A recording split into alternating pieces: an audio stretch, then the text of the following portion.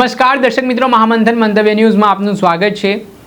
ગાંધીનગરના અંબાપુરા કેનાલ પાસે પોલીસ આરોપીને ઘટનાનું રિકન્સ્ટ્રક્શન માટે લઈ ગઈ હતી। આ દરમિયાન સાયકો કિલર વિપુલ પરમારે પીએસઆઈ પાસે રહેલી રિવોલ્વર છીનવીને 3 રાઉન્ડ ફાયરિંગ કર્યું અને જવાબી કાર્યવાહીમાં પોલીસ ઇન્સ્પેક્ટર ડીબી વાળા અને પોલીસ ઇન્સ્પેક્ટર પરમાર દ્વારા જવાબી કાર્યવાહીમાં ફાયરિંગ કરવામાં આવ્યું, જેમાં આરોપી વિપુલ પરમારનું એન્કાઉન્ટર થયું છે। આ ઘટનાના પગલે પોલીસ દ્વારા ખુલાસો પણ કરવામાં આવ્યો હતો અને સમગ્ર ઘટનામાં લોકલ ક્રાઇમ બ્રાન્ચના એક પોલીસ કર્મચારીને પણ ગોળી વાગી હોવાના સમાચાર સામે આવ્યા છે, જેમાં તેમના ડાબા હાથના વાગે ગોળી વાગી હતી ને આજે આખો ઘટનાક્રમ બન્યો છે।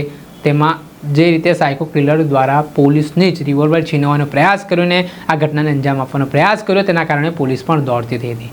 ત્યારે આ બાબતના સંદર્ભમાં આજે રાજ્યના પોલીસ વડા વિકાસ સહાય, જે ઇજાગ્રસ્ત પોલીસ કર્મચારી છે વિરેન્દ્રસિંહ વાઘેલા, તેમને મળવા માટે એપોલો હોસ્પિટલ પહોંચ્યા હતા, જ્યાં તેમણે તેમના ખબર અંતર પૂછ્યા હતા અને જે ઘટનાક્રમ વિશે છે તે માહિતી મેળવી હતી। આ ઘટનાથી ઘેરા પ્રતિઘાત પડવાની શરૂઆત થઈ છે। થોડાક સમય પહેલાંની વાત કરીએ તો આ સાયકો કિલર વિપુલ પરમાર જ્યારે વૈભવ મનમાણી નામનો જે યુવાન છે તે પોતાની ગર્લફ્રેન્ડ સાથે નર્મદા અંબાપુરા કેનાલ પર બેઠો હતો, તે દરમિયાન લૂંટના ઈરાદે પહોંચે છે, ઝપાઝપી કરે છે અને તેની પાસે તીક્ષ્ણ હથિયાર વડે, જે હથિયાર હોય છે તેના વડે હુમલો કરી દે છે વૈભવ ઉપરના। આ ઘટનામાં વૈભવને ગંભીર ઇજાઓ પહોંચી હતી અને તેનું ઘટના સ્થળે જ મૃત્યુ નીપજ્યું હતું। આ ઘટનામાં સાયકો કિલર આટલોથી નથી અટકતો, તે જે યુવતી હોય છે તેના ઉપર પણ જીવલેણ હુમલો કરે છે અને લોહીલોણ હાલતમાં યુવતી છે તે જમીન પર ઢળી પડે છે। આ ઘટના બાદ અમદાવાદ ક્રાઇમ બ્રાન્ચ છે ત્યાં સાયકો કિલરને રાજકોટથી ઝડપી પાડે છે અને તેની પૂછપરછમાં તે કબૂલાત કરે છે કે તેણે આ હત્યાની ઘટનાને અંજામ આપ્યો છે।